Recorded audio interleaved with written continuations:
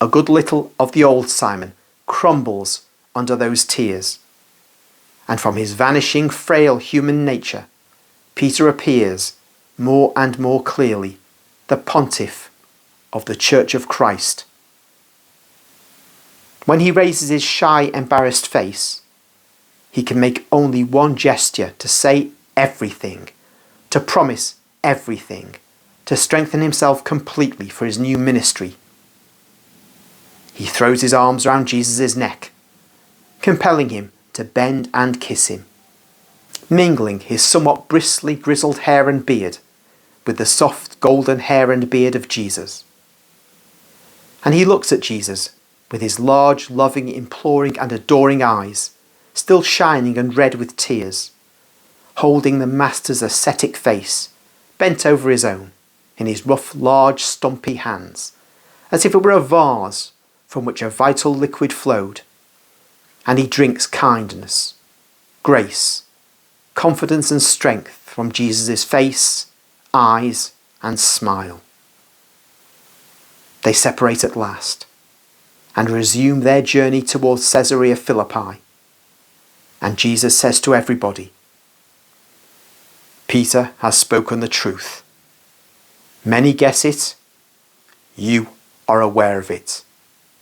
But for the time being, do not say to anybody who the Christ is, in the full truth known to you. Let God speak to the hearts of people as he speaks to yours.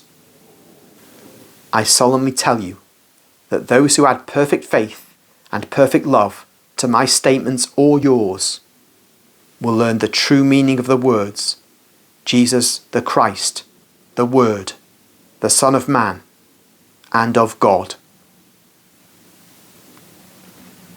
And just to conclude, the phrase Son of Man is found in Daniel chapter 7. And it's not merely meaning then you are a son of a man. You are just an ordinary human being. That is not the meaning at all. Jesus uses it in that sense that's found in Daniel. And we know that he is really focused on the book of Daniel because when he's arrested and the high priest is questioning him and asks who he is, and he says, he is the Son of Man. He is the Son of God.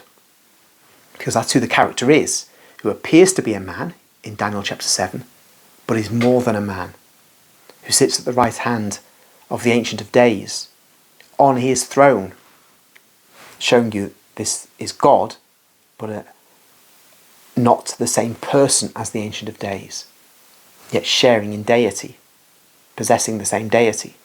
This is fleshed out, of course, much more in the New Testament and by the Catholic Church, where it's given a precision that it only requires to be given because of the attacks of heretics who would muddy the waters or say because of this particular lack of precision at a particular time, one can draw conclusions which are contrary to the Catholic faith.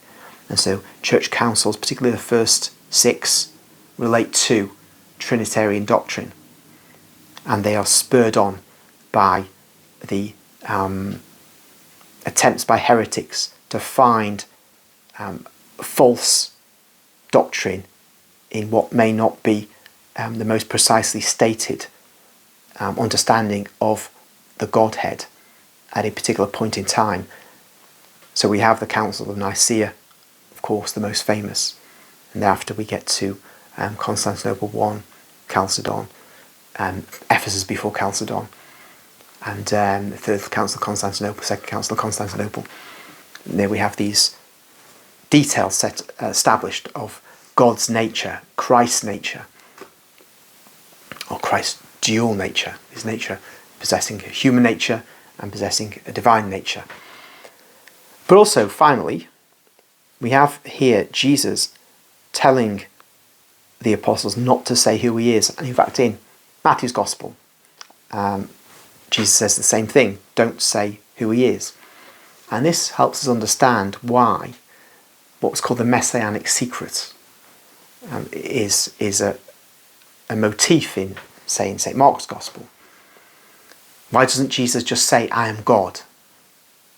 Well, the idea is that this knowledge about Jesus is to drop into the hearts of people by the workings of God the Holy Spirit.